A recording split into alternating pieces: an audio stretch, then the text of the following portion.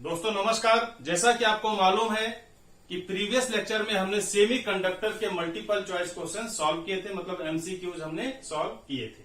उसी कंटिन्यूएशन में आज का जो हमारा टॉपिक होगा वो करंट इलेक्ट्रिसिटी यानी विद्युत धारा के हम multiple choice question MCQs solve करने वाले हैं।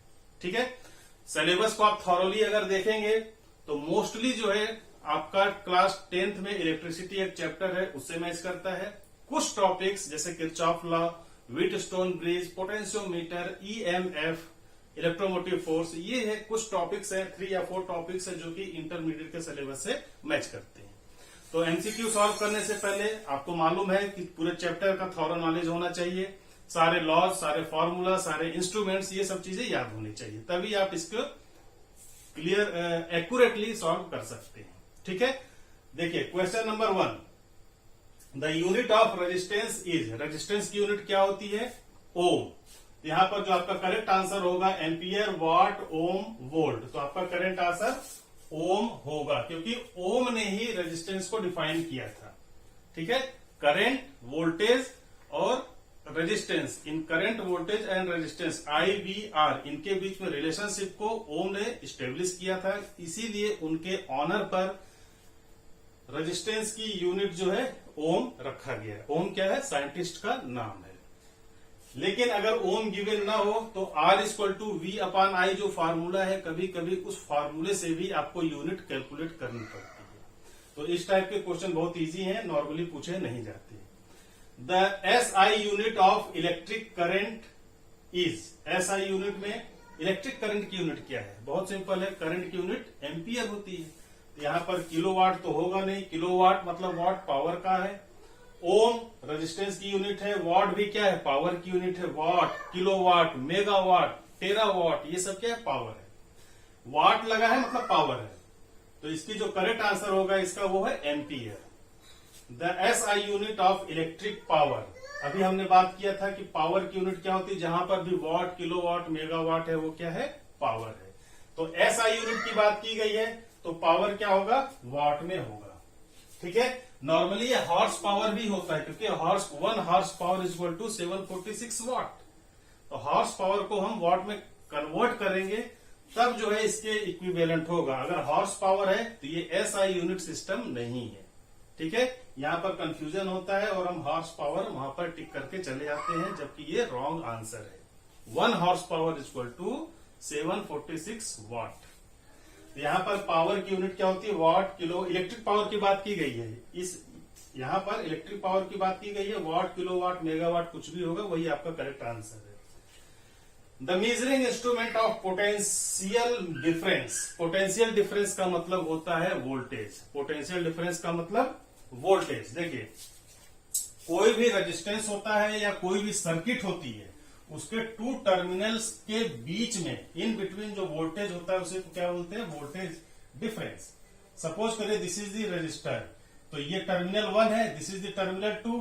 तो यहां पर सपोज करिए हमने इसको सेल से कनेक्ट कर दिया, हमने इसको सेल से कनेक्ट कर दिया, this is the plus, this is the minus. तो टर्मिनल 1 पर इसका जो वोल्टेज होगा V1, टर्मिनल 2 पर जो होगा V2, इनका जो डिफरेंस होता है उसको हम क्या बोलते हैं? Potential difference. और पोटेंशियल डिफरेंस को हम वोल्टेज से रिप्रेजेंट करते हैं। और यहां पर मेजरिंग इंस्ट्रूमेंट मतलब वोल्टेज को किस इंस्ट्रूमेंट से मेजर किया जाता है वो आपसे पूछा जा रहा है। तो वोल्टेज आपको मालूम है, यहां पर इस तरह से एक इंस्ट्रूमेंट होता है जिसको हम वोल्ट मीटर कहते हैं। नॉर्मली इसको इस सिंबल से रिप्रेजेंट किया जाता है। तो वोल्ट मीटर वोल्टेज मेजरमेंट के लिए यूज होता है और हमेशा सर्किट में पैरेलल कनेक्टेड होता है, पैरेलल कनेक्शन होता है, सीरीज नहीं होता। अगर अमीटर होगा तो सीरीज कनेक्शन, वोल्ट मीटर होगा तो पैरेलल कनेक्शन। तो वोल्ट मीटर इंस्ट्रूमेंट है वोल्टेज डिफरेंस को मेजर करने के लिए। तो आपका जो करेक्ट आंसर होगा वो आंसर नंबर बी है। Next question number 5, the measuring instrument of electric current. अब करंट को मेजर करना है तो करंट को अमीटर से मेजर किया जाता है। अगर पूछा जाए अमीटर को कनेक्ट कैसे करेंगे तो सीरीज में कनेक्ट करेंगे। तो इसका जो करेक्ट आंसर होगा वो है आंसर नंबर ए, अमीटर। ठीक है, वोल्ट मीटर होगा नहीं, अभी जस्ट बात की थी वोल्टेज के लिए है। लैक्टोमीटर क्या होता है? लैक्टोमीटर एक डिवाइस है जो कि मिल्क की प्योरिटी को मेजर करता है। मिल्क की प्योरिटी को मेजर करने के लिए हम लैक्टोमीटर डिवाइस का यूज करते हैं। Question number 6 electrical resistivity of A given metallic wire depends upon. Electrical resistivity की बात की जा रही है, रेजिस्टेंस की बात नहीं की जा रही है। तो रेजिस्टिविटी क्या होगी? तो रेजिस्टिविटी का अगर फॉर्मूला आपको याद हो तो R equal to rho L divided by A। This is the formula equation number 1। यहां पर जो रेजिस्टेंस की वैल्यू है किस पे डिपेंड करती है? L पर। और रेजिस्टेंस जो है वह इनवर्सली प्रोपोर्शनल होता है 1 एरिया। तो यहां पर रेजिस्टिविटी क्या है? This is the resistivity. Rho क्या है? रेजिस्टिविटी। और रेजिस्टिविटी कांस्टेंट होती है, ईच एंड एवरी मटेरियल की रेजिस्टिविटी कांस्टेंट होती है। This is the unique property of individual material. Copper की रेजिस्टिविटी अलग होगी, एल्यूमिनियम की अलग होगी, नाइक्रोम वायर की अलग होगी। ठीक है, तो रेजिस्टिविटी क्या है? प्रॉपर्टी है। प्रॉपर्टी हमेशा नेचर पर डिपेंड करती है। नेचर का मतलब एटमॉस्फेयर का टेम्परेचर कैसा है, प्रेशर कैसा है, ज्यादा हीट है या ज्यादा कोल्ड सीजन है, तो उस पर डिपेंड करता है। शेप, साइज, लेंथ इन सब पर डिपेंड नहीं करता। ठीक है, जैसे प्लास्टिक है तो प्लास्टिक की रेजिस्टिविटी इसकी स्पेशल प्रॉपर्टी होगी। अब इसकी लेंथ चाहे सपोज करिए ये 1 सेंटीमीटर है, चाहे 1 मीटर का हम प्लास्टिक ले लें, चाहे 1 किलोमीटर का प्लास्टिक ले लें, चाहे वो स्ट्रेट प्लास्टिक हो, चाहे इसको बेंड कर दें, तो उससे कोई फर्क नहीं पड़ने वाला। तो यहां पर लेंथ, एरिया, इस पर रेजिस्टिविटी डिपेंड नहीं करती है। Resistivity is the constant. ये केवल और केवल नेचर पर डिपेंड करती है। ठीक है, नेचर का कैसा बिहेवियर है। इट्स लेंथ नहीं है, थिकनेस इससे भी हमें कोई मतलब नहीं, डायमेंशंस तो होगा ही नहीं, शेप ये भी नहीं होगा। Nature of the material, material का नेचर कैसा है? मटेरियल डक्टाइल है, हीट सेंसिटिव है, टेम्परेचर सेंसिटिव है, इस पर डिपेंड करता है। तो आपका जो करेक्ट आंसर है वो क्या है? Answer number D. Which of the following represents voltage? Voltage को कौन रिप्रेजेंट करता है वो आपको सेलेक्ट करना है। Work done divided by Q into T, work done into charge, work done multiplied by time divided by current, work done into charge into time. तो यहां पर work done, current, time, work done, charge, work done, charge, work done, current, time. तो कहने का मतलब कि कोई ऐसा लग रहा है कि ये फॉर्मूले की बात कर रहे हैं। तो अगर आपको फार्मूला याद है वोल्टेज का तभी आप इसका आंसर दे सकते हैं, अदरवाइज आंसर नहीं दे सकते। तो देखिए ये भी कितना कंफ्यूजिंग क्वेश्चन है। नॉर्मली जो फार्मूला होता है उसको सिंबल में यूज करते हैं, लेकिन यहाँ पर सिंबल में यूज न करके उसको लैंग्वेज में गिवन है ना। जैसे work done W, charge Q, time T, इस तरह से हम रिप्रेजेंट करते हैं। तो देखिए वोल्टेज क्या होता है? V equal to W divided by Q। ये फार्मूला आपको याद है। W क्या होता है? W तो W ही होगा। और Q क्या होता है? Q equal to IT। Q को हम IT भी लिख सकते हैं। तो वर्क डन की यूनिट क्या होती है? Joule divided by current. Current का होता है एम्पियर, मल्टीप्लाइड टाइम का क्या होता है? सेकेंड। तो ये तो हो गई यूनिट की बात। यहां पर आपको यूनिट नहीं पूछा गया है, वर्क डन का डेफिनेशन या फॉर्मूला पूछा गया है। तो वर्क डन क्या होगा? सॉरी, वोल्टेज क्या होगा? Work done divided by charge. देखते हैं, work done divided by charge यहां पर नहीं है, work done divided by charge यहां पर भी नहीं है, वर्क डन इंटू चार्ज ये तो गलत है क्योंकि यहां डिवाइडेड बाई करना है, तो ये तो होगा नहीं। Work done into charge into time ये भी रॉन्ग है क्योंकि वर्क डन को चार्ज से डिवाइड करना है, ये भी हमारा करेक्ट आंसर नहीं हो सकता। इसका मतलब ए और सी में होगा, लेकिन ए और सी में चार्ज गिवन नहीं है, चार्ज गिवन नहीं है, इसमें करंट और टेम्परेचर गिवन है। तो इसीलिए हमने इसको करंट और टेम्परेचर में कन्वर्ट किया। तो क्या हो गया? Work done divided by current divided by time. तो work done divided by current divided by time, this is the correct answer. This answer number 1 is the correct answer. Next question में एक numerical problem है जो कि फॉर्मूले based है, वो आपको सॉल्व करना है।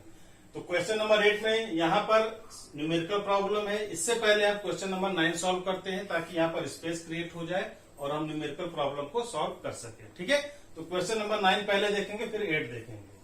तो question number 9, the resistivity does not change if, resistivity की बात हो रही है, रजिस्टिविटी डज नॉट चेंज मतलब रजिस्टिविटी चेंज कब नहीं होती?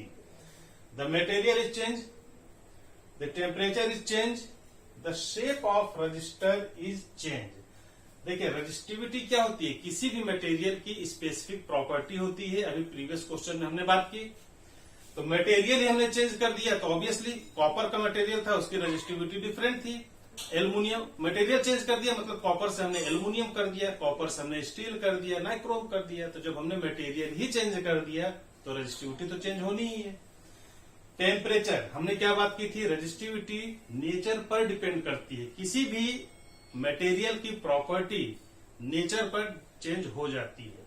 जैसे हमारी ह्यूमन बॉडी, हमारी जो प्रॉपर्टी होगी, विंटर के सीजन में प्रॉपर्टी हमारी चेंज हो जाएगी, लेकिन समर के सीजन में हमारी प्रॉपर्टी डिफरेंट होगी।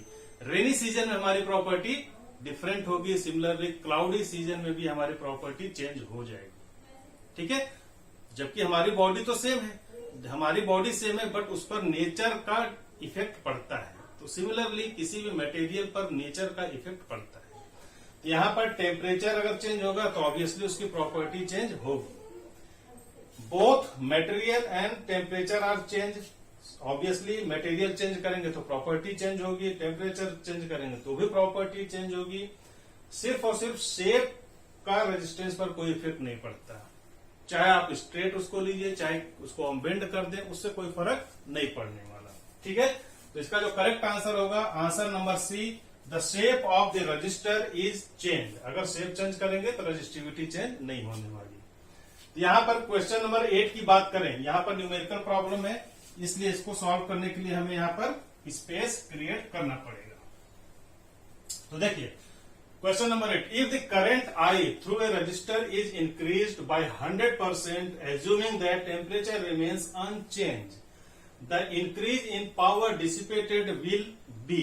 तो यहां पर करंट की वैल्यू इंक्रीज कर दी जाती है, कितना, 100%, तो पावर की वैल्यू भी इंक्रीज होगी, ऑब्वियसली इंक्रीज होगी। तो वो कितना इंक्रीज होगा, कितने परसेंटेज इंक्रीज होगा, वो आपसे पूछा जा रहा है। ठीक है, यहां पर इनिशियल इसका जो आंसर होगा उसको सॉल्व करने की कोशिश करें। तो इनिशियल कंडीशन और यहां पर फाइनल कंडीशन, 2 कंडीशन की बात हो रही है। अगर इनिशियल कंडीशन की बात करें तो इनिशियली करंट I था, और पावर क्या होता है, पावर इक्वल टू I²R, क्योंकि यहां पर करंट की बात हो रही है। तो पावर और I का जो रिलेशन होता है, P इक्वल टू I²R होता है। ठीक है, तो ये इनिशियल सिचुएशन में थी। अब फाइनल सिचुएशन की बात करें, करंट को 100% इंक्रीज कर दिया गया, तो जो फाइनल करंट होगा वो क्या हो जाएगा, फाइनल करंट इक्वल टू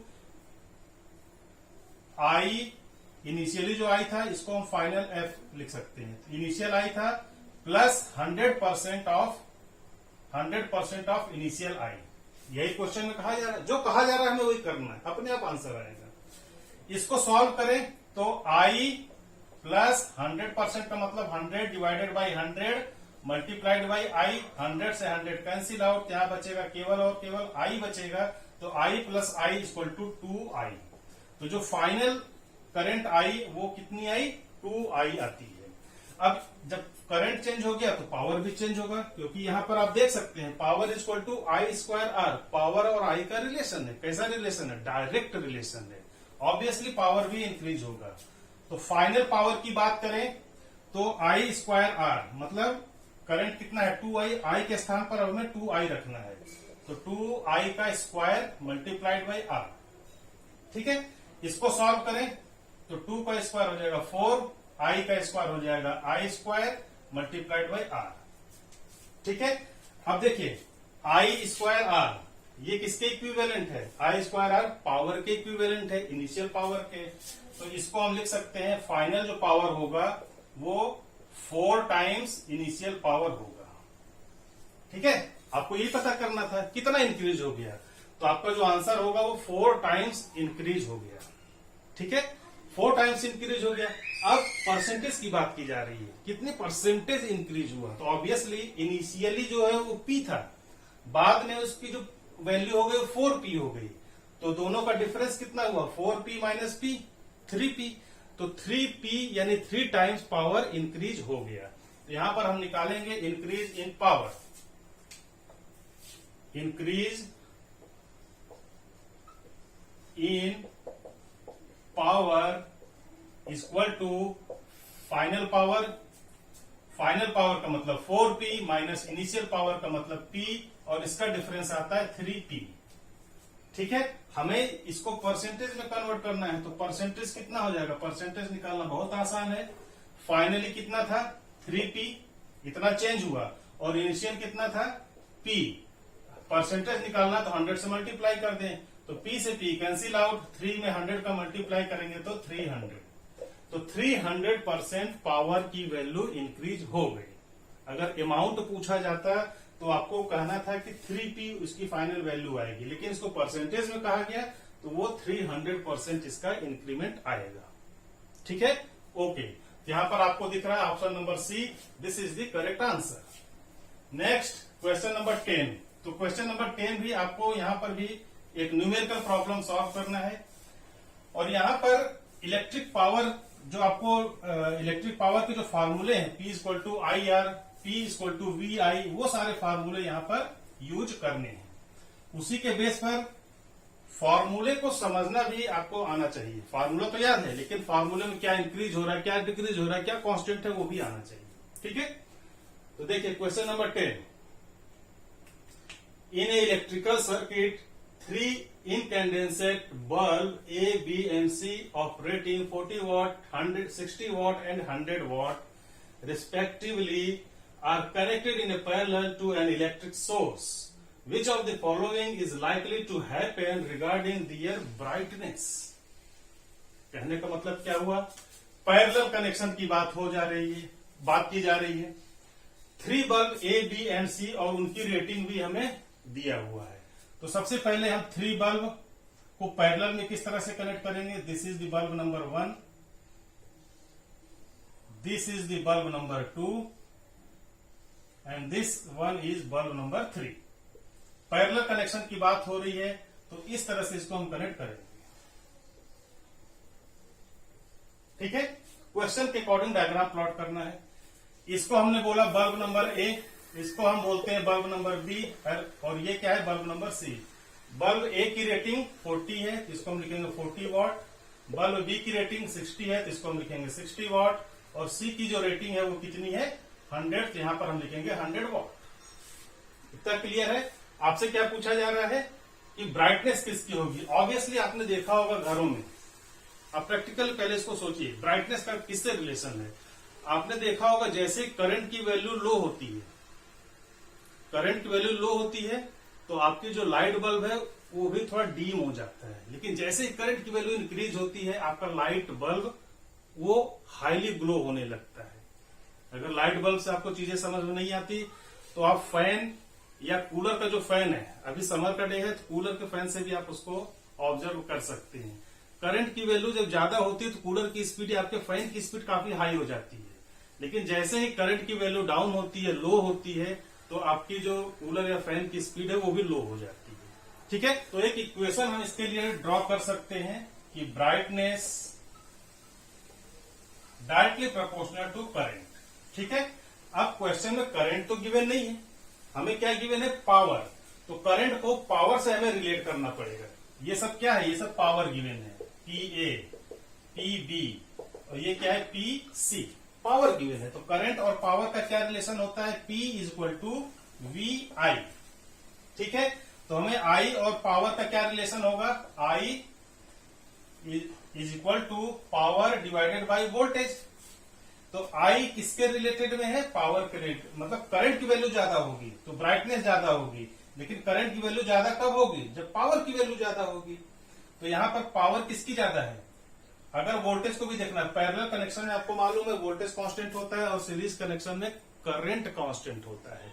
यहाँ पर पैरेलल कनेक्शन है तो पैरेलल कनेक्शन में V इक्वल टू कांस्टेंट, तो जब V कांस्टेंट होगा तो करंट किस पे डिपेंड करेगा, I directly proportional to power.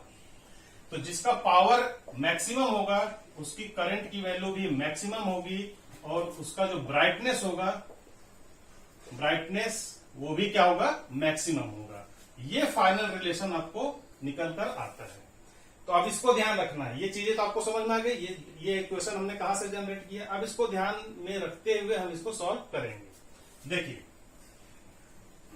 यहां पर पावर मैक्सिमम किसकी है 100 वॉट, तो 100 वॉट सबसे ज्यादा है, उसके बाद 60 वॉट ज्यादा है, उसके बाद जो है जो वैल्यू आती है वो 40 वॉट की आती है।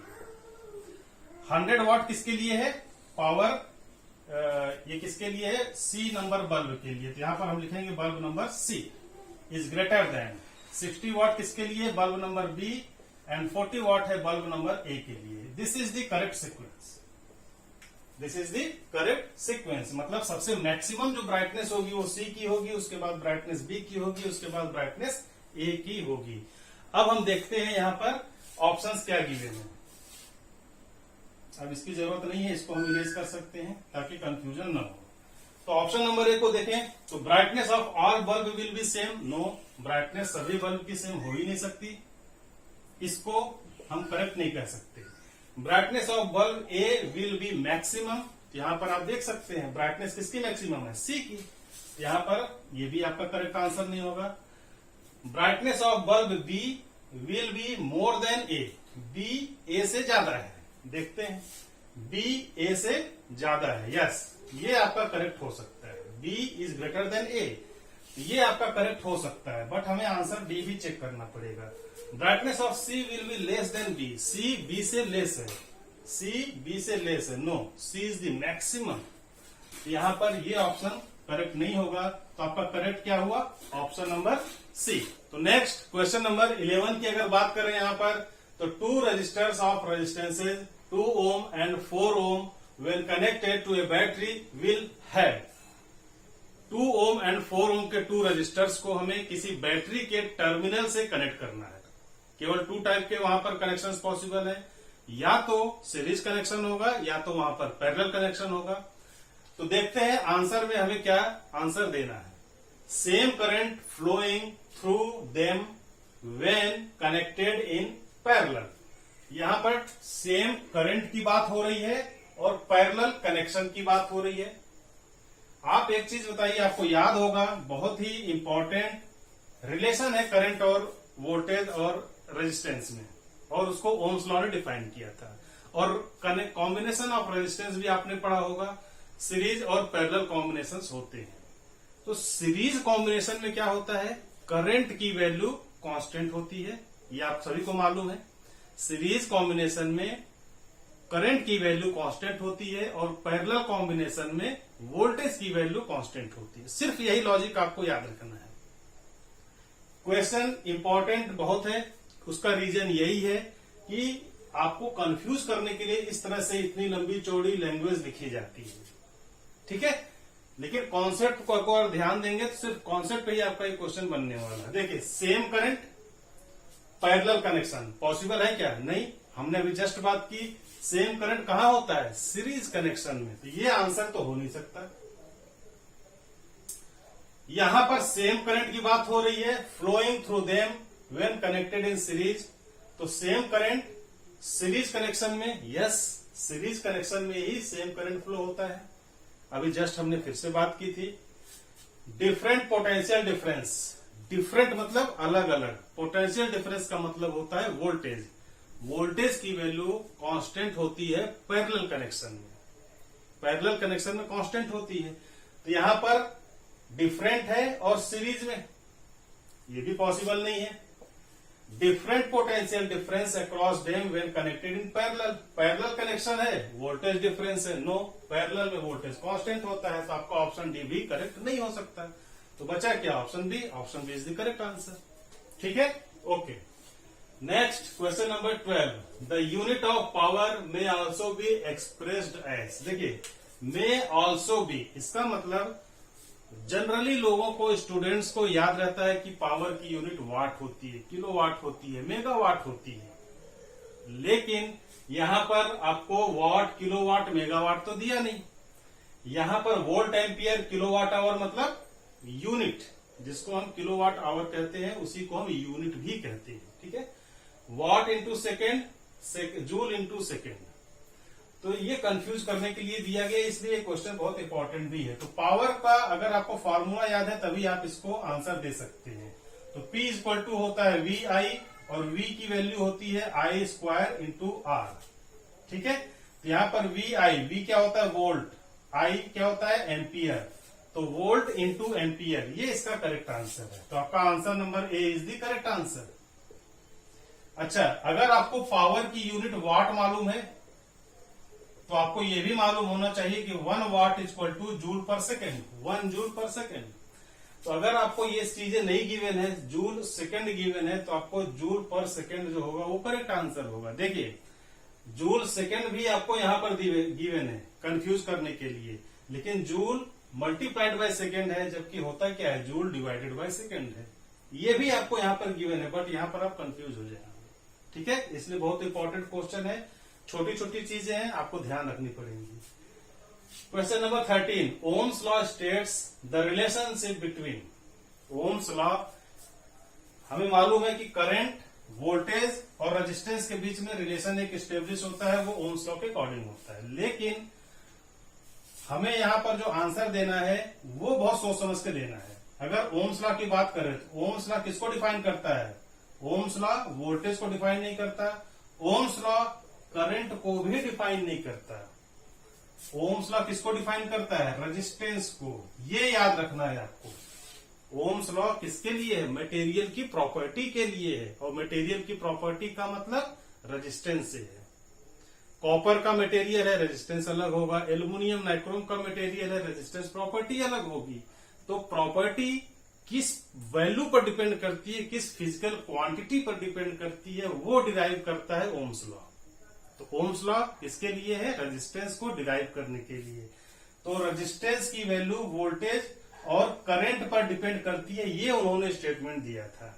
ठीक है, R equal to voltage divided by current, और इसका इक्वेशन भी सॉरी इसका ग्राफ भी आपको मालूम होगा, इस तरह से ग्राफ आता है।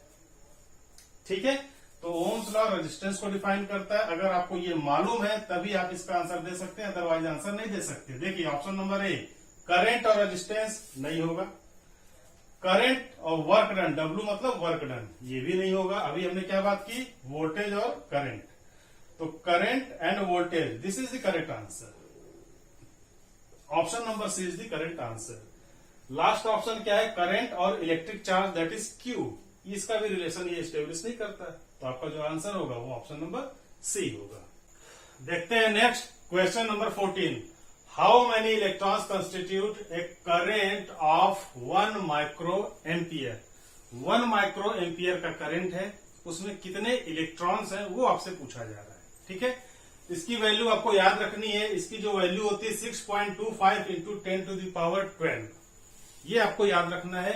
1 माइक्रो एम्पियर में कितने होते हैं, 6.25 10 टू द पावर 12 इलेक्ट्रॉन्स होते हैं। अगर आपको याद नहीं है तो आप इसको कैलकुलेट भी कर सकते हैं। देखिए कैसे, हमें मालूम है Q इक्वल टू क्या होता है, N इंटू आई, N इंटू ई। N क्या होता है, नंबर ऑफ इलेक्ट्रॉन्स, और E क्या होता है, 1 इलेक्ट्रॉन पर नंबर ऑफ चार्ज। ठीक है, और Q इक्वल टू IT भी होता है, ये भी हमें मालूम है। तो हमें क्या कैलकुलेट करना है, नंबर ऑफ इलेक्ट्रॉन्स N। तो इसको और इसको अगर हम कंपेयर करें तो N इक्वल टू क्या हो जाएगा, N equal to IT divided by electrons.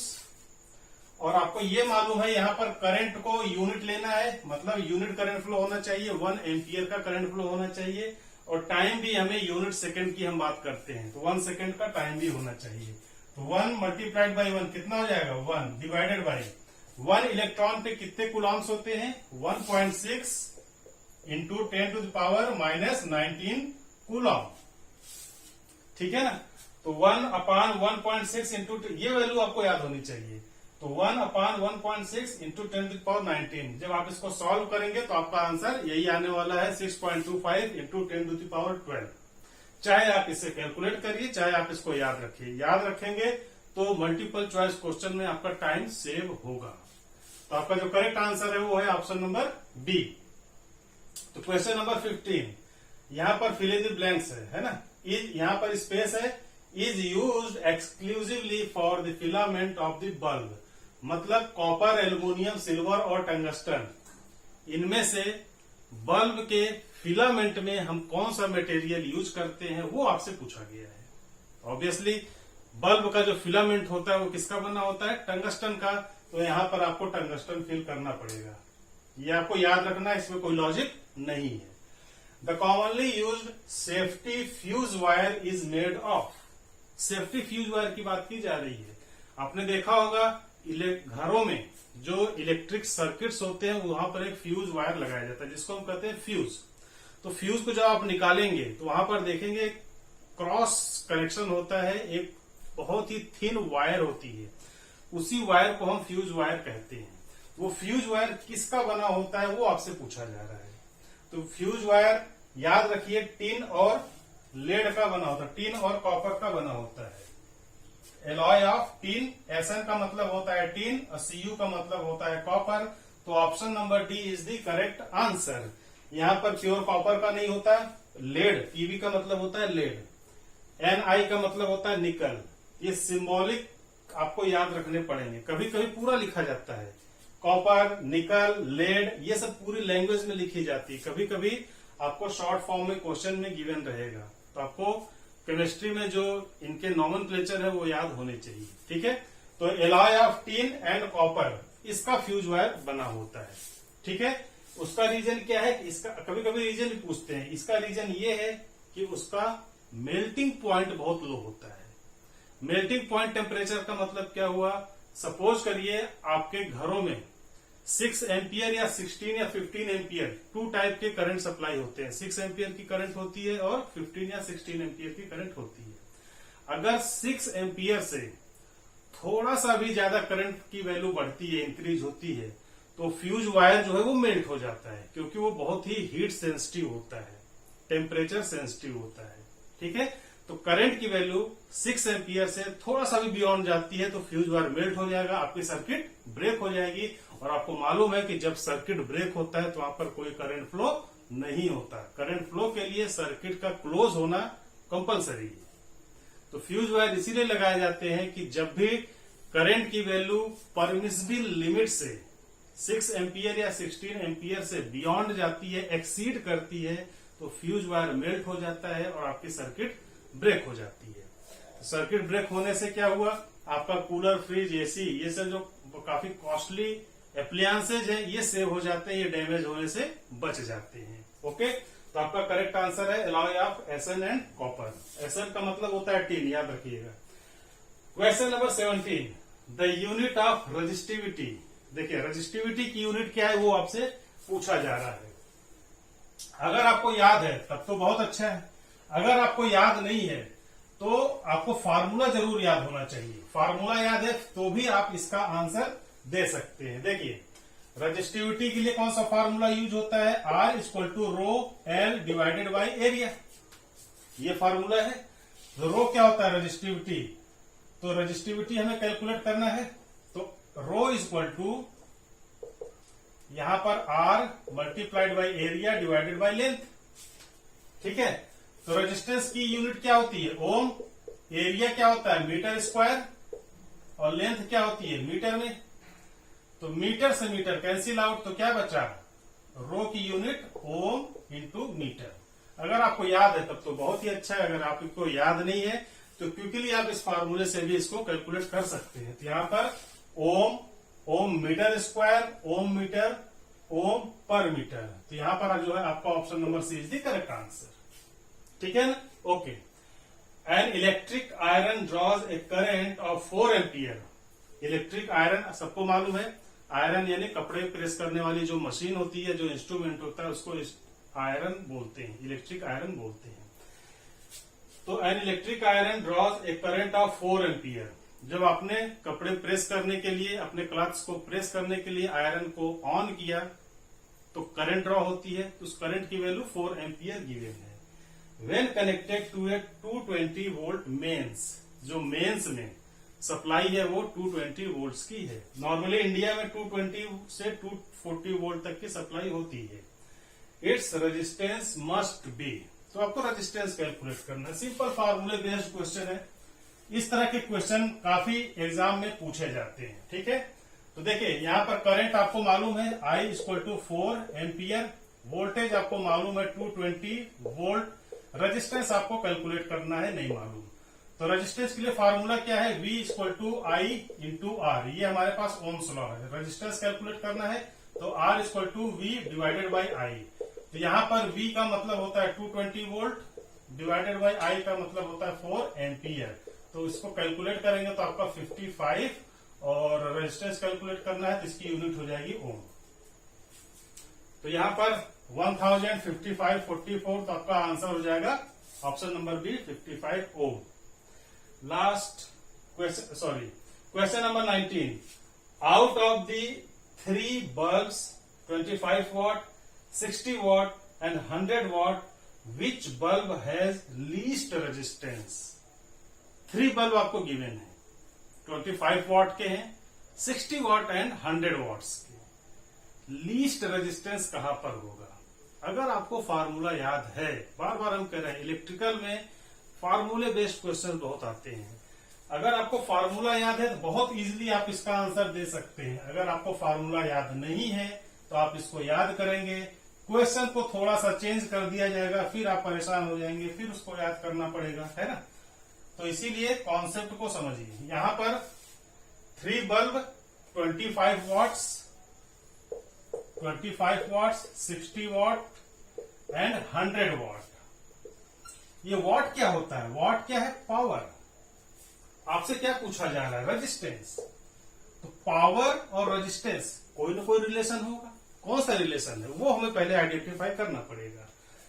देखिए, पावर होता है V इंटू आई, ठीक है, और R होता है V डिवाइडेड बाई आई, ठीक है। यहां पर I पावर डायरेक्टली प्रोपोर्शनल हो गया इस इक्वेशन से I के, और इस इक्वेशन से करंट की वैल्यू I इनवर्सली प्रोपोर्शनल हो गया 1/R के। हुआ कि नहीं हुआ?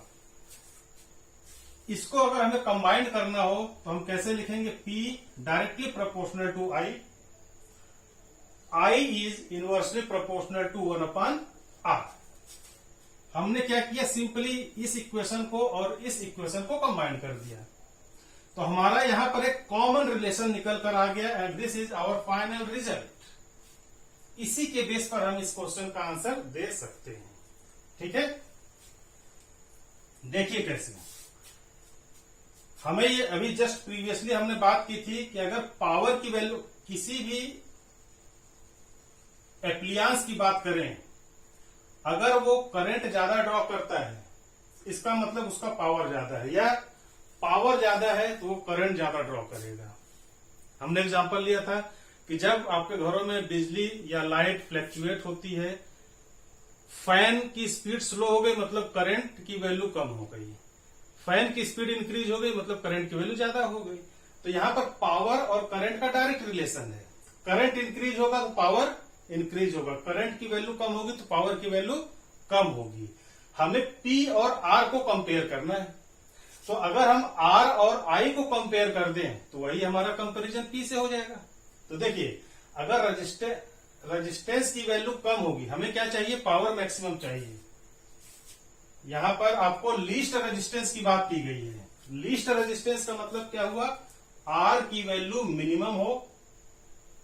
तो R की वैल्यू अगर मिनिमम होगी तो यहां पर आप देख सकते हैं P और R का रिलेशन कैसा है? इनवर्स। तो R की वैल्यू मिनिमम तभी होगी जब पावर की वैल्यू मैक्सिमम होगी, ठीक है। या आप इस तरह, अगर यहां पर पावर न गिवन हो, करंट गिवन होगा, तो R की वैल्यू मिनिमम वहां पर होगी जहां पर करंट की वैल्यू मैक्सिमम होगी। इस इक्वेशन से इक्वेशन नंबर 2 हमारा ये आंसर निकल कर आ जाता है। पावर हमें कंपेयर करना है, पावर किसकी ज्यादा है? 100 वॉट की। तो 100 वॉट की ज्यादा है तो उसकी रेजिस्टेंस क्या होगी? मिनिमम होगी। यही हमारा आंसर होगा, आंसर नंबर सी। तो क्वेश्चन नंबर 20 की बात करें तो यहाँ पर 2 बल्ब है, following rating 40 what 220 volt, 20 what 110 volts. मतलब 2 बल्ब हैं, उनकी रेटिंग अलग अलग है। आप देखेंगे, आपने अगर बल्ब लिया हो या बल्ब देखा हो, आप ध्यान से देखेंगे वहां पर रेटिंग लिखी होती है, वहां पर वॉट एंड वोल्टेज की वैल्यू गिवन रहती है। तो यहाँ वही चीज यहाँ पर है। फर्स्ट बल्ब में जो रेटिंग लिखी गई है वो 40 what and 220 volts, and second में 20 वॉट एंड 110 वोल्ट्स लिखा गया है। बात समझ में आ गई? वॉट का मतलब होता है पावर और V फॉर वोल्टेज। पावर और वोल्टेज की वैल्यू 2 डिफरेंट बल्ब में गिवन है। The ratio of their resistances is, resistance calculate करना है। फर्स्ट बल्ब का आपको रेजिस्टेंस कैलकुलेट करना है, सेकेंड बल्ब का रेजिस्टेंस कैलकुलेट करना है, और उनका रेशियो आपको फाइंड आउट करना है। क्वेश्चन समझ में आ गया? जो हिंदी मीडियम के स्टूडेंट है वो भी इजिली इसको समझ सकते हैं। रेजिस्टेंस का मतलब होता है प्रतिरोध। वोल्ट आपको मालूम ही है, वोल्ट मतलब विभवांतर आपको मालूम है। वाट पावर इसको कहते हैं, जिसको शक्ति कहते हैं। पावर को हिंदी में क्या होता है? शक्ति। तो यहाँ पर पावर वोल्ट आपको मालूम है और रेजिस्टेंस कैलकुलेट करना है। बहुत सिंपल है, देखिए पावर का जो फॉर्मूला होता है P = VI, यही होता है। V हमारे पास गिवन है, I हमें नहीं मालूम। I को हम V के रिस्पेक्ट में कन्वर्ट करेंगे तो हमारे पास I = V/R, ये फार्मूला अवेलेबल है। I की वैल्यू अगर हम यहाँ पर रखते हैं तो क्या आ जाएगा? फाइनली P = V/R, ये फार्मूला मिलेगा। अब यहाँ पर वोल्टेज की बात करें तो वोल्टेज कितना गिवन है? 220 वोल्ट्स। यही फार्मूला यूज होने वाला है, क्योंकि यहाँ पर पावर भी मालूम है, वोल्टेज भी मालूम है, हमें R कैलकुलेट करना है, इजिली हम कैलकुलेट कर सकते हैं। तो R की वैल्यू क्या हो जाएगी? R = V² P। ठीक है, अगर यहां तक आपने कर लिया तो मतलब आपने 99% क्वेश्चन को सॉल्व कर लिया। अगर यहां तक आप नहीं पहुंच पाए तो आप यहीं फर्स्ट स्टेप में ही फेल हो जाएंगे। ठीक है, अब यहाँ पर सिंपल वैल्यू रखनी है। तो फर्स्ट केस में R1 के केस में इसको हम R1 एज्यूम करते हैं, इसको R2 एज्यूम करते हैं।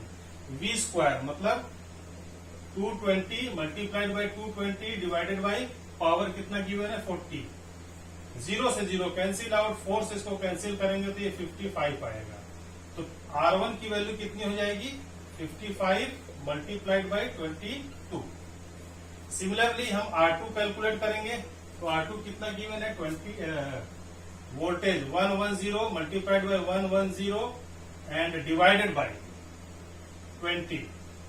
इसको कैलकुलेट करें तो 0 से 0 कैंसिल आउट, 2 55 आ जाएगा, तो ये भी आ जाएगा 55 multiplied by 11। R1 divided by R2 आपको कैलकुलेट करना है, तो R1 डिवाइडेड बाय R2 क्या हो जाएगा? 55 22 divided by 55 multiplied by 11। 55 cancel out और यहाँ पर इसको कैंसिल करेंगे तो ये आ जाएगा 2, तो बचेगा ऊपर 2 और नीचे 1, तो 2:1 का रेशियो यहाँ पर आएगा। फर्स्ट बल्ब का सेकेंड बल्ब से जो रेशियो आएगा वो कितना आ जाएगा? 2:1। तो आपका जो करेक्ट आंसर है that is answer number B, 2:1। Okay, next question, the SI unit of the potential difference is. Potential difference का मतलब होता है वोल्टेज। वोल्टेज की SI यूनिट आपसे यहाँ पर पूछी गई है। बहुत सिंपल है, वोल्टेज को हम वोल्ट में मेजर करते हैं, लेकिन यहाँ पर वोल्ट भी गिवन है। उसके बाद joule into Coulomb inverse, joule, A for ampere, second inverse, all of these. तो यहाँ पर जब भी all of the above question में गिवन हो तब आपको अवेयर हो जाना है। नॉर्मली क्या होता है, हमारे दिमाग में फीड है कि इसकी यूनिट वोल्ट होगी। कुछ स्टूडेंट इसकी यूनिट जूल पर कूलॉम जानते हैं, कुछ स्टूडेंट को ये भी मालूम होगा। तो जो हमें वन शॉट में दिखता है, हमारे माइंड में एट ए टाइम जो आंसर दिखा हम उसको टिक करके चले जाते हैं। हमें वोल्ट याद है, हमें वोल्ट दिखा, हम एक पर टिक करके चले आएंगे। हमें जूल पर कूलॉम दिखा, हम जूल पर कूलॉम पर टिक करके चले आएंगे। लेकिन जहां पर भी ऑल ऑफ द एबव दिया हो तो आपको वहां पर अवेयर होना पड़ेगा, अदरवाइज आप क्वेश्चन को गलत करेंगे। ठीक है, अवेयर का मतलब ABCD सभी ऑप्शंस आपको चेक करने पड़ेंगे। चेक करते हैं, यहाँ पर वोल्टेज की बात की जा रही है तो वोल्टेज को हम वोल्ट में रिप्रेजेंट करते हैं V से, और V का फार्मूला क्या होता है? W divided by Q। Formula याद है सभी को? तो W डिवाइडेड बाई Q, और W क्या होता है? Work done. वर्क डन की यूनिट क्या होती है? जूल। और Q क्या होता है? चार्ज। चार्ज की यूनिट होती है कूलॉम। इसको ऊपर ले जाएंगे तो इसको हम लिख सकते हैं जूल कूलॉम इनवर्स, लिख सकते हैं। तो देखिए वोल्ट भी गिवन है, जूल कूलॉम इनवर्स भी गिवन है। इसको चेक करना पड़ेगा। देखिए कैसे चेक करेंगे, यहाँ पर एम्पियर, एम्पियर का मतलब जरूर से जरूर वहां पर करंट होगा, और यहां पर सेकेंड मतलब टाइम, मतलब करंट और टाइम, मतलब आई और टी। तो इस फार्मूले को हमें आई और टी के रूप में भी कन्वर्ट करना पड़ेगा।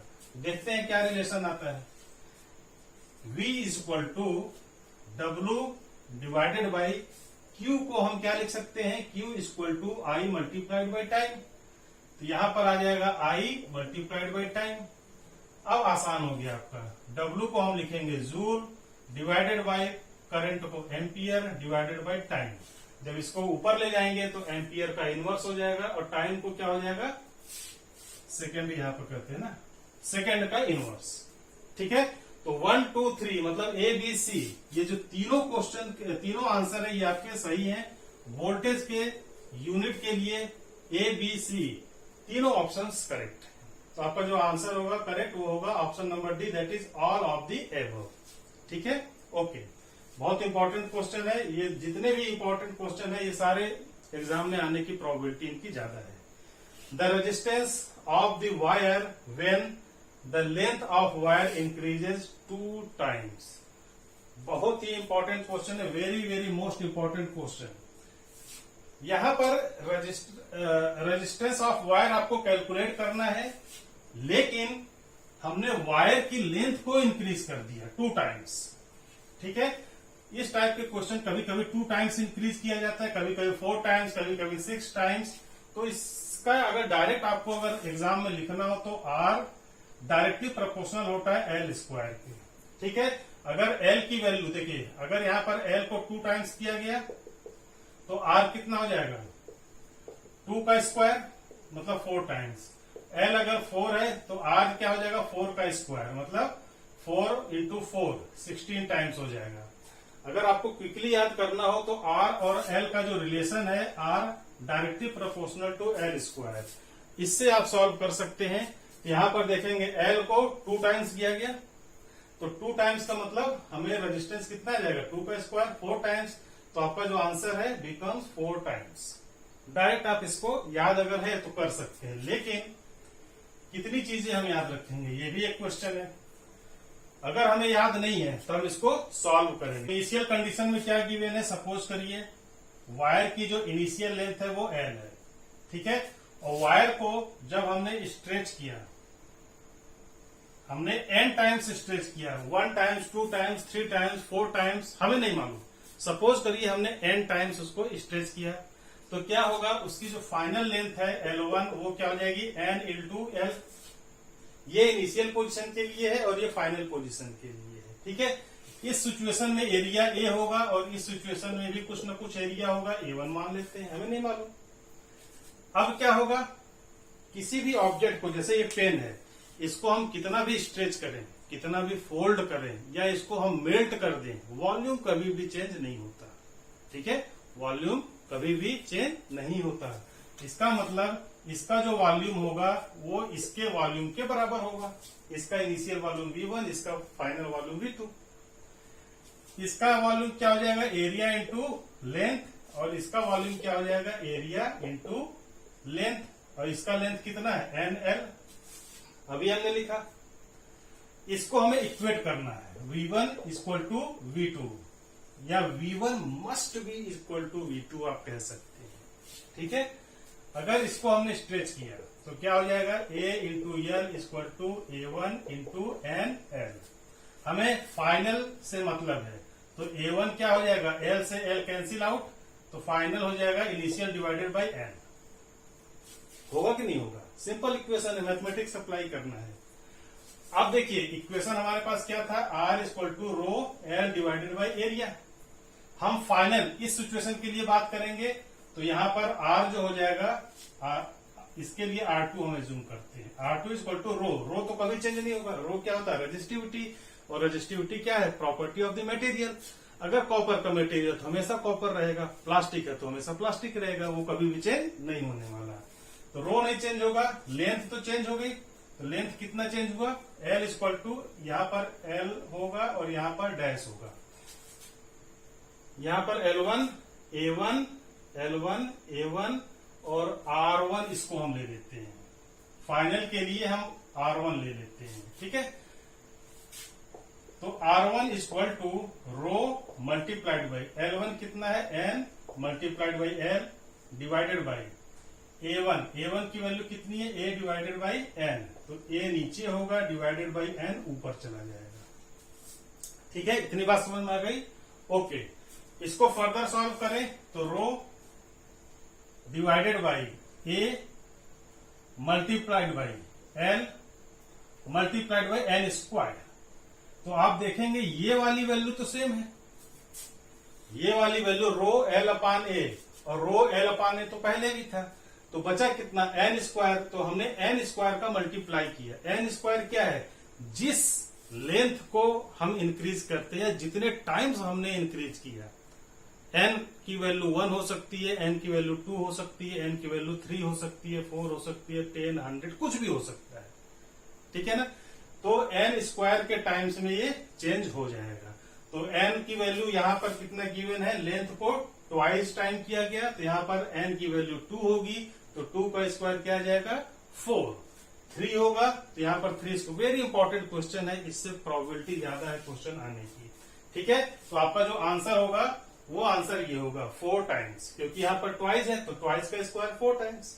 ठीक है, okay. Next question number 23। Question number 23 की बात करें तो यहां पर भी आपको इसी तरह से एक लॉजिक अप्लाई करना है, लेकिन वो लॉजिक है सीरीज और पैरेलल कनेक्शन के लिए। ठीक है, तो देखते हैं, बहुत सिंपल क्वेश्चन है और उतना ही ज्यादा इंटरेस्टिंग है। The resultant value of resistances, resultant value of resistances of value R ohm when connected in parallel is X when these resistances are connected in series, the resultant resistance is। Step by step हमें चलना है। यहां पर सबसे first उन्होंने parallel में connect किया, बाद में उसको सीरीज में कनेक्ट करना है, और रेजिस्टेंसेज जो है R है। सपोज करिए हम यहाँ पर 2 रेजिस्टेंस एज्यूम करते हैं, this is register number 1 and this is register number 2। इसको हमने पैरेलली कनेक्ट कर दिया प्लस और माइनस टर्मिनल से। इसकी वैल्यू R ओम है और इसकी वैल्यू भी R ओम है। ठीक है, इनका रिजल्टेंट कितना है, वो X के बराबर है। तो पैरेलल कनेक्शन में रिजल्टेंट क्या होता है, 1 upon R equal to 1 upon R1 plus 1 upon R2। इसको हम सॉल्व करेंगे तो R इसका एलसीएम हो जाएगा, ये 1 plus 1 equal to 2 divided by R हो जाएगा। तो 1 upon R equal to 2 upon R, तो R equal to R divided by 2। तो ये R क्या होता है, रिजल्टेंट या इक्विवेलेंट इसको हम कहते हैं। और ये किसके बराबर है, यहाँ पर क्वेश्चन में गिवन है this is equal to X। ठीक है, ये इक्वेशन आपको यहां से मिल गया, equation number 1। Second, when these resistances are connected in series, अब इन्हीं रेजिस्टेंस को हमें सीरीज में कनेक्ट करना है। ये हमने इनको सीरीज में कनेक्ट कर दिया, ये प्लस, ये माइनस, ये भी R, ये भी R। ठीक है, हमने इनको सीरीज में कनेक्ट कर दिया। इसका रेजिस्टेंस क्या होगा वो आपको फाइंड आउट करना है। देखिए क्या होता है, जब हम सीरीज में करते हैं तो R equal to R1 plus R2, मतलब R1 प्लस R2 यानी 2R के बराबर हो जाएगा। ठीक है, यहां पर जो R की वैल्यू है वो हम यहां से लिखेंगे, कितना हो जाएगा 2 multiplied by R equal to 2X, तो 2 मल्टीप्लाइड बाई X। ठीक है, यहां पर इसको हम लिख सकते हैं 2 का स्क्वायर मल्टीप्लाइड बाई X। यही आपका फाइनल रिजल्ट है। अब आप कहेंगे कि 2 स्क्वायर इंटू एक्स तो ऑप्शन में कहीं भी गिवन नहीं है, n square x, x divided by n, x divided by n square. यहां पर x तो आपको यहां पर दिख रहा है, लेकिन ये n क्या है, n नंबर ऑफ रजिस्टर्स है, क्योंकि यहां पर कितने रजिस्टर्स को आपको सीरीज में कनेक्ट करना है या पैरेलल में कनेक्ट करना है ये नहीं गिवन है। तो हमने एज्यूम किया कि हम 2 रजिस्टर्स यहां पर सीरीज में कनेक्ट करेंगे और उन्हीं 2 रजिस्टर्स को हमने पैरेलल में कनेक्ट कर दिया। ठीक है, आप यहां 3 भी ले सकते हैं, 4 भी ले सकते हैं, 10, 100 भी ले सकते हैं। क्वेश्चन लेंदी होगा और कुछ नहीं होगा। देखिए, अगर यहां पर हम 3 रजिस्टर लेंगे तो क्या हो जाएगा, 1 upon R equal to 1 upon R1 plus 1 upon R2 plus 1/R3। इसका मतलब ये 2/R के स्थान पर क्या हो जाएगा, 3R हो जाएगा। अगर हम इस तरह से लेते हैं तो इसका जो इक्विवेलेंट आएगा R equal to R/3, R/3 और ये बराबर हो जाएगा X के। सिमिलरली अगर सीरीज में कनेक्ट करेंगे तो सीरीज में क्या हो जाएगा, R equal to R plus R plus R यानी 3R। ठीक है, तो 3R, इसका मतलब 3 मल्टीप्लाइड बाई R के स्थान पर हम 3 इंटू एक्स रखेंगे, ये 3 हो जाएगा मल्टीप्लाइड बाई एक्स। तो 3 और 3 कितना हो जाएगा, 3 स्क्वायर एक्स। आपका फाइनल आंसर ये आ जाएगा। सिमिलरली अगर आप 4 रजिस्टर को कनेक्ट करते हैं तो यहां पर 4 स्क्वायर आ जाएगा। अगर 5 लेंगे तो 5 स्क्वायर। तो जितने भी नंबर ऑफ रजिस्टर होंगे उसका स्क्वायर कर देना है सिंपली। तो आपका जो इन शॉर्ट कॉमन जो आंसर आएगा, कॉमन जो फॉर्मूला बनेगा वो क्या बनेगा, equivalent resistance n square into x. ठीक है, ये आपका कॉमन फार्मूला बना। अब देखिए अगर n के स्थान पर 1 रखेंगे तो ये कितना हो जाएगा, सिंपली x होगा। अगर 2 रखेंगे तो 2 स्क्वायर एक्स हो जाएगा, 3 रखेंगे तो 3 स्क्वायर एक्स हो जाएगा, 4 रखेंगे तो 4 स्क्वायर एक्स हो जाएगा। तो इससे मैच कर रहा है। ठीक है ना। तो आपको अगर ये चीजें इतनी स्टेप आप नहीं करना चाहते एग्जाम में तो आप डायरेक्ट इस फार्मूले को याद रखिए, n स्क्वायर एक्स। आपका ये आंसर नंबर बी ये करेक्ट आंसर होगा। ठीक है, okay. Next question number 24। Electric fuse is connected with, जो हमारे घरों में कनेक्शंस होते हैं इलेक्ट्रिसिटी के या इलेक्ट्रिकल वायर्स के जो कनेक्शंस होते हैं वहां पर फ्यूज वायर कनेक्ट किया जाता है। तो फ्यूज वायर किस वायर से कनेक्ट करते हैं वो आपसे पूछा जा रहा है। आपको मालूम है 3 फेस होते हैं, 3 वायर्स होते हैं, इस तरह से, इस तरह से और इस तरह से 3 वायर्स होंगे। रेड, ब्लू एंड येलो, ये 3 कलर के वहां पर वायर्स होते हैं। या येलो नहीं होता तो ब्लैक होता है, ब्लैक नहीं होता तो ब्लू होता है। 3 वायर्स आपको देखने को मिलेंगे। तो उसमें जो रेड कलर का वायर होगा, वो लाइव वायर होता है, क्योंकि उसी वायर से करंट फ्लो होता है। क्वेश्चन नंबर अगर 25 की बात करें तो यहां पर कॉम्बिनेशन ऑफ सेल से रिलेटेड क्वेश्चन पूछा गया है। देखिए, if n cells each of EMF epsilon and internal resistance R are connected in parallel, then the total EMF and internal resistance will be।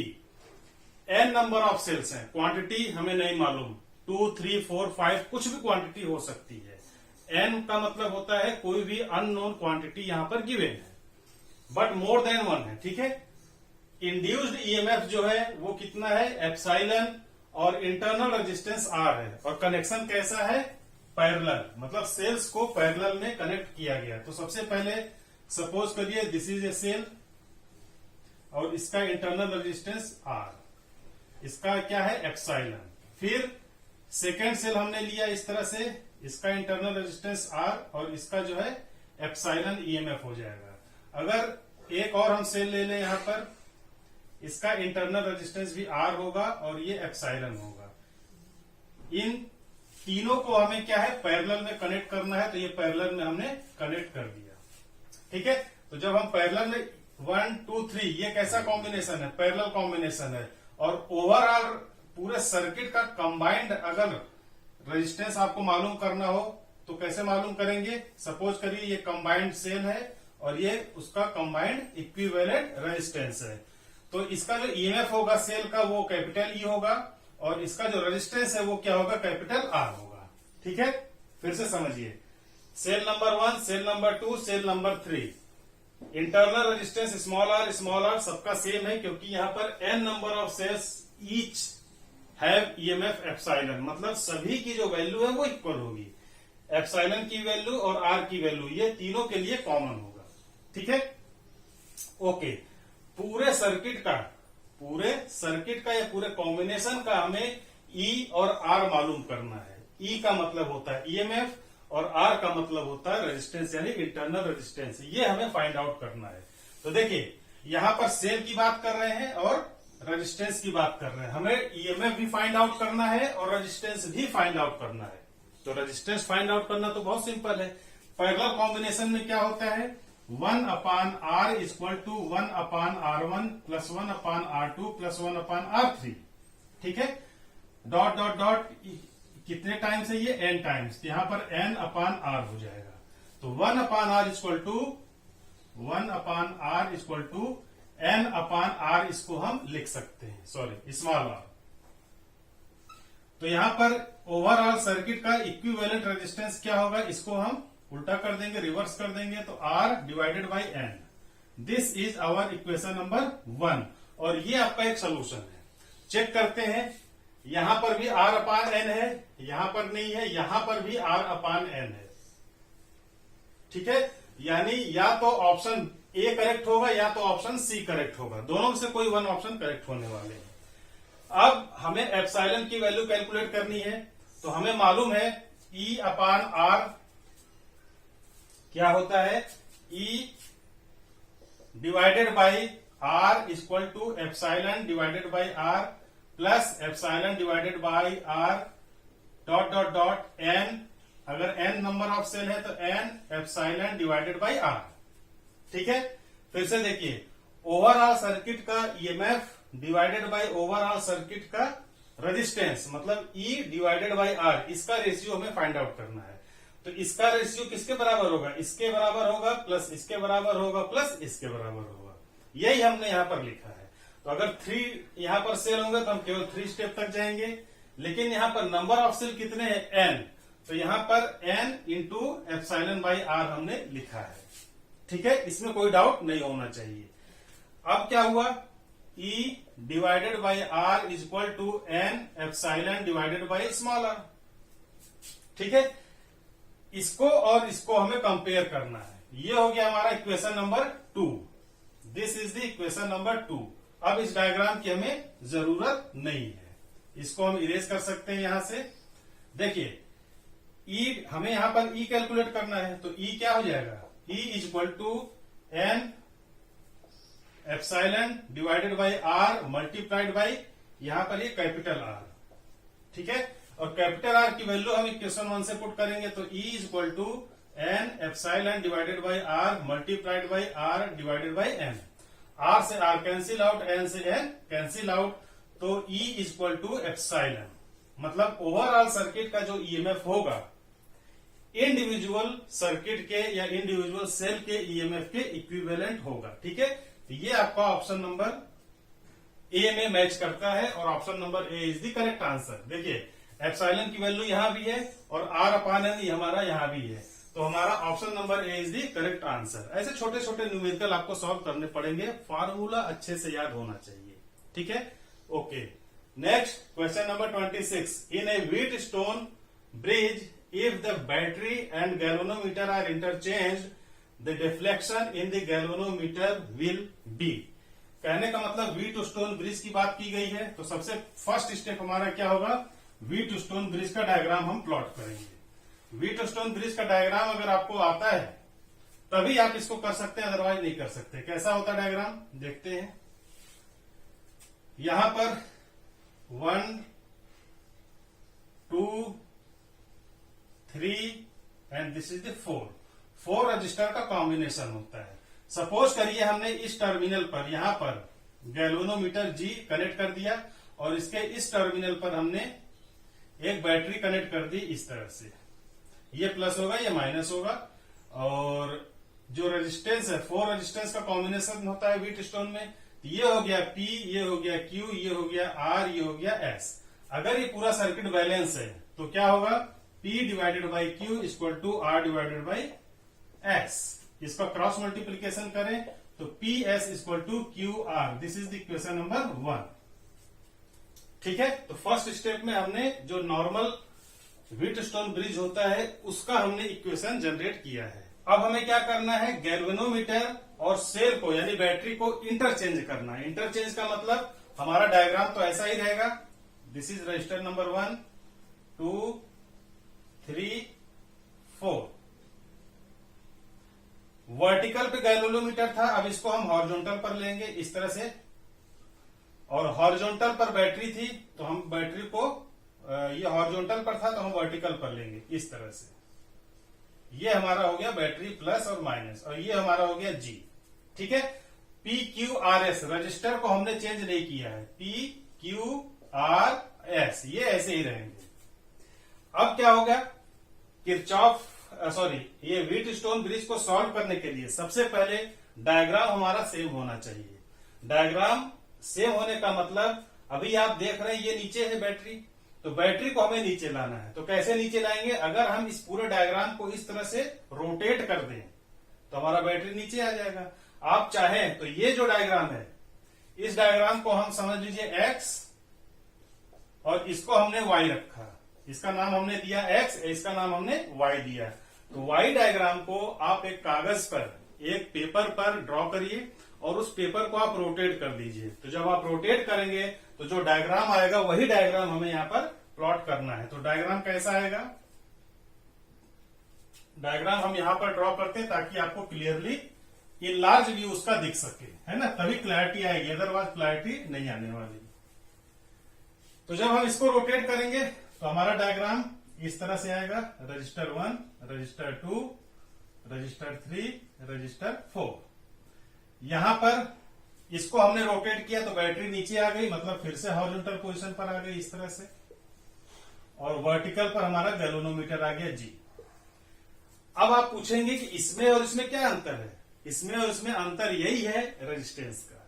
P Q R S इस तरह थे, जब आप इसको रोटेट करेंगे, जब आप इसको क्लॉकवाइज डायरेक्शन में आपने रोटेट किया तो क्या होगा, पी क्यू आर एस ये इंटरचेंज हो जाएंगे। इंटरचेंज का मतलब अगर इसको हमने रोटेट किया तो आर एस यहां पर हो जाएगा और ये नीचे की तरफ आएगा तो ये हो जाएगा क्यू, ये हो जाएगा पी। ठीक है, अगर ये बैलेंस कंडीशन में है तो सेम इक्वेशन हमें अप्लाई करना है, मतलब R divided by S equal to P divided by Q. इसका क्रॉस मल्टीप्लीकेशन करेंगे तो Q R equal to P S, this is the equation number 2। और अगर ध्यान से देखें तो P S Q R, P S Q R equation number 1 and equation number 2 क्या है, सेम है। इसका मतलब क्या हुआ, हम अगर गैल्वेनोमीटर और बैटरी को इंटरचेंज भी करते हैं तो उसका कोई फर्क नहीं पड़ने वाला। गैल्वेनोमीटर की जो रीडिंग है उस पर कोई इफेक्ट नहीं आने वाला। ठीक है, तो यहां पर ऑप्शन देखते हैं, option number A, change in previous direction, no. Not change, ये वाला ऑप्शन आपका सही, नॉट चेंज। और चेंज इन अपोजिट डायरेक्शन, ये चेंज तो होता ही नहीं है, तो चेंज नहीं होगा, इसका मतलब नो चेंज। तो option number B is the correct answer. Question number 27, यहां पर आपको कॉपर की रॉड और कॉपर के वायर का कंपैरिजन कहा गया है। ठीक है, तो देखिए, the specific resistance of a copper rod as compare to that of the thin copper wire. Copper की रॉड अगर इस तरह से है और एक स्मॉल थिनेस्ट कॉपर की वायर आप लेंगे तो दोनों की रेजिस्टिविटी में क्या डिफरेंस है वो आपसे पूछा गया है। आपको मालूम है resistivity is the property of special material. Special का मतलब अगर कॉपर का है तो कॉपर की प्रॉपर्टी अलग होगी, अगर एल्युमिनियम का है तो उसकी प्रॉपर्टी अलग होगी, निकिल की है, स्टेनलेस स्टील की है तो उसकी प्रॉपर्टी अलग अलग होगी। तो रेजिस्टिविटी किसी भी मटेरियल की इंडिविजुअल यूनिक प्रॉपर्टी होती है, वो कभी भी चेंज नहीं होती, चाहे उसकी ज्योमेट्री कुछ भी हो, चाहे वो रॉड हो, चाहे थिन वायर हो, चाहे सीट मेटल की फॉर्म में हो, उसकी ज्योमेट्री से उसका कोई लेना देना नहीं है। तो यहां पर कॉपर की रॉड और कॉपर के वायर की स्पेसिफिक रेजिस्टेंस सेम होने वाली है। देखिए, एक कॉपर का वायर है इस तरह से, सॉरी कॉपर की रॉड है, ये कॉपर रॉड, और इस तरह से हमने कॉपर का वायर ड्रॉ किया। ये आपका क्या है, copper wire, copper wire. Material क्या है, मटेरियल क्या है, कॉपर, यहां भी कॉपर, तो मटेरियल सेम है तो इसकी ज्योमेट्री चाहे जो, हमें उससे कोई फर्क नहीं पड़ता, उसकी प्रॉपर्टी भी कभी चेंज नहीं होने वाली। इसका मतलब लेस, मोर एंड सेम, तो option C is correct answer. ठीक है ना, ओके। नोट्स आपको पैरेलल में ड्रॉ करते जाना है। ये जो शॉर्ट डिस्क्रिप्शन हम डिस्कस कर रहे हैं, आप पैरेलल में नोट्स बनाते जाएंगे तो आपका 1 टाइम मेहनत लगेगी, 1 टाइम आपको एफर्ट लगाना पड़ेगा, बट एग्जाम से जस्ट पहले half an hour 10 to 15 minute में आप क्विकली इसको रिवाइज कर सकते हैं। ठीक है, siemens is the unit of, siemens किसकी यूनिट होती है? कंडक्टेंस की। Option B is the correct answer. तो सीमेन क्या होता है, सॉरी कंडक्टेंस क्या होता है? Conductance equal to 1/R। R का मतलब होता है रेजिस्टेंस, और रेजिस्टेंस की यूनिट क्या होती है? ओम। तो यहां पर कंडक्टेंस की जो यूनिट हो गई 1/ओम, या इसी को हम क्या लिख सकते हैं? ओम इनवर्स, या इसी को हम बोलते हैं सीमेन। ठीक है, तो अगर ऑप्शन में सीमेन नहीं गिवन है, आपको 1/ओम या ओम इनवर्स गिवन है, तो ये भी आपका करेक्ट आंसर होगा। Next question number 29। यहां पर पूछा जा रहा है कि Kirchhoff first law and second law for electrical circuit are consequences of. Consequences का मतलब किस पर वो बेस्ड होते हैं। तो first law and second law किस पर बेस्ड होता है? अगर हम फर्स्ट लॉ की बात करें यहां पर, तो फर्स्ट लॉ क्या होता है? फर्स्ट लॉ में सिग्मा आई इक्वल टू 0, और आई की वैल्यू क्या होती है? D Q divided by D T. तो आई के साथ क्यू, क्यू का मतलब होता है चार्ज। तो फर्स्ट लॉ चार्ज से रिलेटेड है, और सेकेंड लॉ की अगर बात करें तो सिग्मा, सेकेंड लॉ में क्या है? Sigma V equal to 0। Sigma V का मतलब क्या हुआ? वी क्या होता है? वोल्टेज। वोल्टेज का मतलब क्या होता है? Potential difference. पोटेंशियल डिफरेंस का मतलब क्या होता है? Energy difference. क्योंकि एनर्जी डिफरेंस नहीं होगा तो वोल्टेज फ्लो नहीं होगा, ये करंट का फ्लो नहीं होने वाला। करंट फ्लो के लिए वोल्टेज डिफरेंस होना कंपलसरी है। इसको हम हाइड्रोलिक एनालॉजी से भी समझ सकते हैं। कैसे? फॉर एग्जांपल, इस बॉटल में हमने वाटर रखा है। ठीक है, बॉटल अभी स्ट्रेट लाइन हॉरिजॉन्टल है, वाटर का लेवल आप देख सकते हैं कांस्टेंट है, कोई भी वेरिएशन नहीं है। क्योंकि कोई वेरिएशन का मतलब इसमें लेवल का वेरिएशन नहीं है। जैसे ही हम इसको थोड़ा सा लिफ्ट करते हैं तो वाटर लेफ्ट से राइट की तरफ मूव करता है, और जैसे ही हमने राइट बॉटल को लिफ्ट किया तो वाटर का जो फ्लो है वो राइट से लेफ्ट की तरफ होने लगता है। तो कहने का मतलब वाटर फ्लो के लिए लेवल का डिफरेंस होना कंपलसरी है, और उसी लेवल के डिफरेंस को हम क्या बोलते हैं? Voltage difference. तो वोल्टेज डिफरेंस क्या होता है? एनर्जी डिफरेंस होता है। बात समझ में आ गई? तो सेकंड लॉ एनर्जी से है, फर्स्ट लॉ किससे है? चार्ज से। ये आपको याद रखना है। देखते हैं answer. Conservation of energy, no. Conservation of electrical charge and energy respectively. Respectively का मतलब होता है कि फर्स्ट लॉ पहले है, चार्ज पहले है, तो यस फर्स्ट लॉ चार्ज से रिलेटेड होता है। सेकेंड लॉ किससे रिलेटेड है? एनर्जी से। तो आपका आंसर क्या होगा? Answer number B. सी को भी चेक कर सकते हैं। Conservation of electric charge, no, only conservation of charge से रिलेटेड नहीं है। बात समझ में आ गई? यहां फर्स्ट और सेकेंड लॉ दोनों को पूछा गया, तो आपको इस तरीके से याद रखना है। नेक्स्ट क्वेश्चन की बात करें, क्वेश्चन नंबर 30। क्वेश्चन नंबर 30 में आपसे गैल्वेनोमीटर और वोल्ट मीटर के बारे में पूछा गया है। Galvanometer acting as a volt meter will have with its coil. यहां पर वोल्ट मीटर वोल्टेज को मेजर करता है, और गैल्वेनोमीटर क्या है? गैल्वेनोमीटर आपको ये बताता है कि पूरे सर्किट में करंट फ्लो हो रहा है या नहीं हो रहा है। ठीक है, करंट फ्लो हो रहा है या नहीं हो रहा है ये गैल्वेनोमीटर बताएगा, लेकिन कितनी अमाउंट की करंट फ्लो हो रही है वो अमीटर बताता है। ये डिफरेंस है, कभी कभी मल्टीपल चॉइस क्वेश्चन में पूछे भी जाते हैं। तो यहां पर गैल्वेनोमीटर के लिए हमेशा याद रखिए हाई रेजिस्टेंस यूज होता है। क्या यूज होगा? High resistance. और वोल्ट मीटर के साथ हमेशा लो रेजिस्टेंस यूज होता है, या वोल्ट मीटर ऑलरेडी इसके अंदर रेजिस्टिव प्रॉपर्टी होती है, वो करंट को ड्रॉ करता है। बात समझ में आ गई? तो गैल्वेनोमीटर के साथ हमेशा हाई रेजिस्टेंस यूज होगा। तो यहां पर क्या होगा? High resistance in parallel, high resistance in series.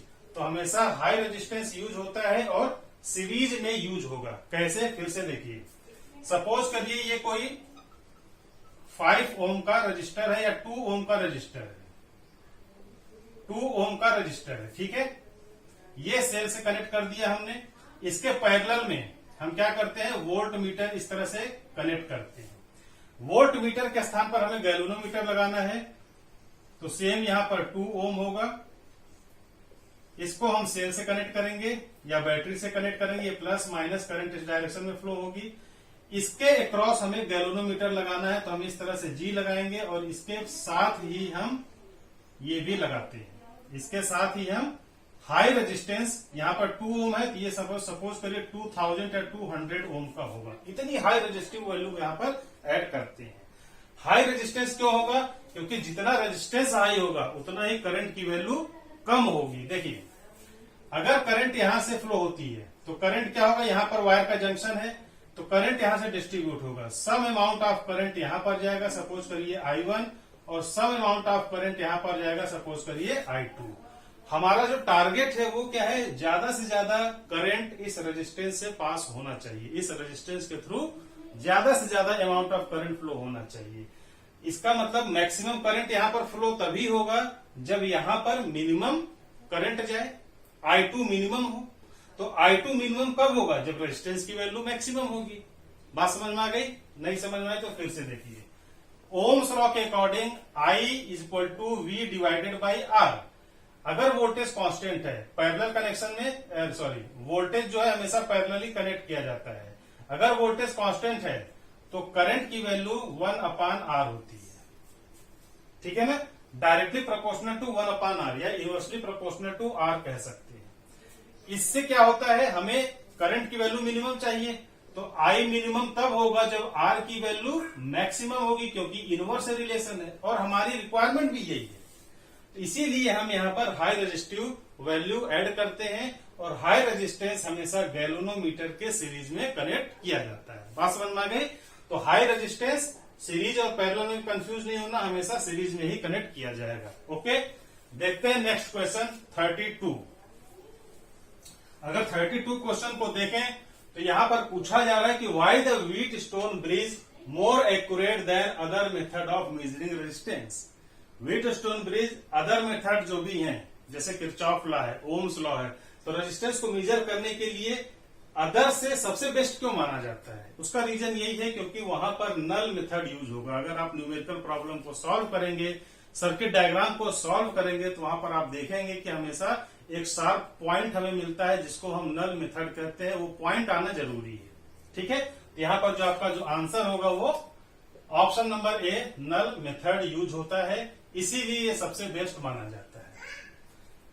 Next question number 32, the induced EMF of a car battery is about 12 volt. इसका जो आंसर है वो 12 वोल्ट याद करना है, इसके पीछे कोई लॉजिक नहीं। तो next question number 33, EMF is measured in.